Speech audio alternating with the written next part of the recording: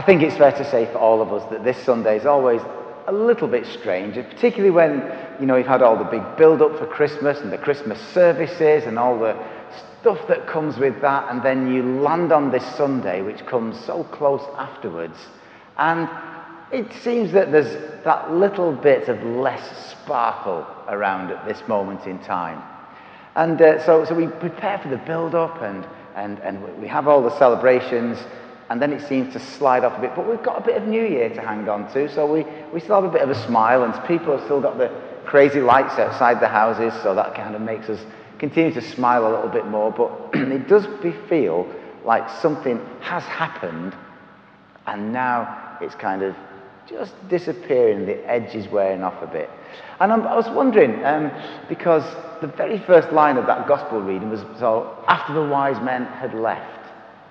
And you sort of think, I wonder what it was like for the shepherds. Because the shepherds had something of a build-up that first Christmas. They sort of were in the fields, they got to experience the angels and the chorus and the wonderful words, and of course they went into the town and they found the place where the baby was, and they saw this, well, I guess if you like, it was just a mum, dad, baby and some animals, but something obviously stirred within them, that they went away from that place praising God and worshipping God, and something wonderful had happened in their lives after what they'd seen on that day.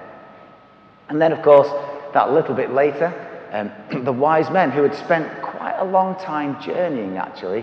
And I don't know if you saw a program just a few days ago with Chris Packham and Michaela Strachan, where they did some trips around the world, but they went into the desert from around the area where the wise men may have came from, and they saw a conjunction of stars that was not dissimilar to what happened all those years ago. Now, I'm not going to mention what happened back all those years ago. I'm going to save that one for next year, actually. But they saw a conjunction of stars where it was like, wow, that's amazing. You don't normally get to see something like that. And so the wise men obviously saw something in the stars that drew them to that place. They came, of course, and they, as we'll remember next week more, paid homage and brought gifts, and saw something that was incredible in that stable at that point in time. And then they went away. But what happened next?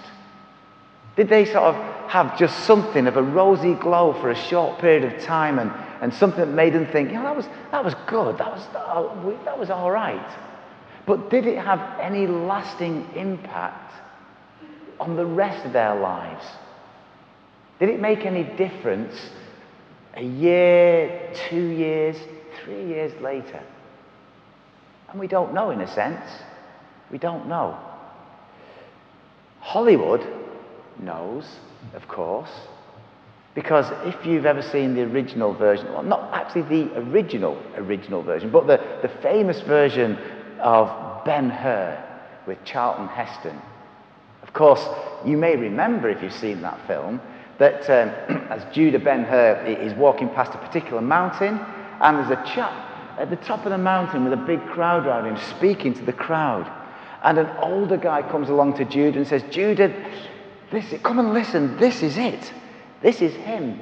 And Judah says, oh, Balthasar, he said, I'm pleased for you. Note that, Balthasar, possibly one of the wise men, who was still seeking and still looking, and now has found and believes that the Messiah had truly come and was beginning his ministry. Did any of the wise men continue to look? We don't know.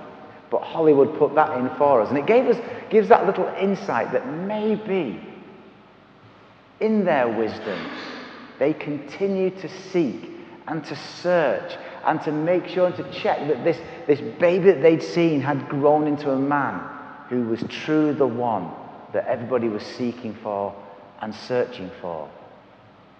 And maybe that's a message for us, because I'm sure for many, many people in our country, having gone through Christmas, they've sort of celebrated that, and that's done and dusted now, finished with.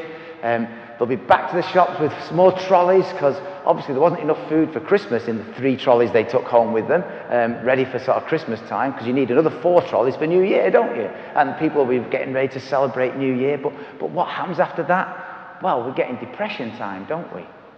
But for us as Christians, as we continue to seek and to serve our Lord and our God, then for us it doesn't have to be that dark, dull period in life where everybody can become depressed. For us, it can be something that continues to be something that flourishes and grows and develops within us and continues to bring good news of great joy throughout our lives, not just for a particular season. So something to think about. And I don't know if Ben-Hur's on over Christmas or not. It might come up at Easter time. You do get a chance to see it, and I know you've probably seen it many times before, but whether you've spotted that little one, be encouraged by somebody through that particular story who continue to seek Jesus for their lives. And maybe that's something we can all do for ourselves too in the coming year.